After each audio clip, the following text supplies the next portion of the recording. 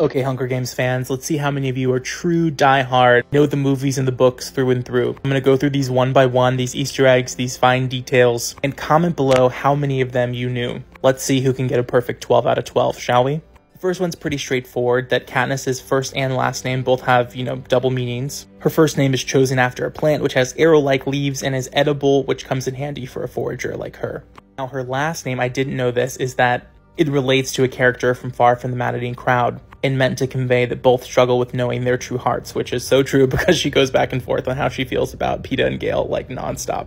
Now, this one I did know that President Coriolanus Snow comes from the famous Shakespeare play, Coriolanus. Both very similar. The titular character is a brilliant general who advocates for a totalitarian regime, doesn't believe the common people are capable of ruling themselves, pretty straightforward. This is what I thought was funny, that Peeta's name is a different spell of pita, which is a type of bread, and he is a baker, pretty straightforward. So far, these are pretty easy, but they get a little more complicated. Now, this one I did not know. Castor and Pollux, twins from the part of Katniss's film crew, are both names from Greek mythology, and their names are credited with the role of saving those in trouble at sea or in grave danger in war. Love that.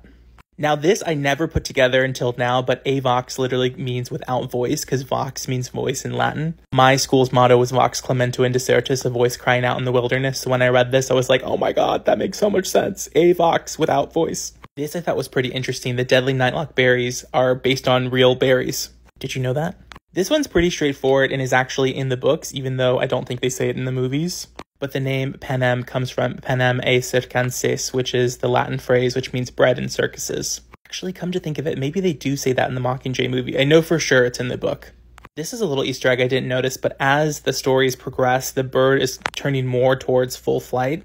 Slay Mockingjay, which is of course representing like Katniss's ascension to this Mockingjay figure and also the rebellion's actualization. Looking up towards the sky and towards freedom instead of towards the ground and like keeping its body all curled up like a turtle shell. Another detail that I totally missed was the connection to this famous Depression-era photo. Did you spot that? This one I just learned about like 30 minutes ago, and I completely did not see this. I'm doing pretty bad. I think I'm only like... I'll tally it up at the end, but I definitely did not get all 12. I also did not know this at all, that these two actresses played mother and daughter in another show. And lastly, the PDL 736 was a reference to a club they used to frequent while they were filming. Kind of cool, like I used to go to academic conferences in Atlanta all the time, and where they filmed Catching Fire was like where we would have our DECA and FBLA conferences.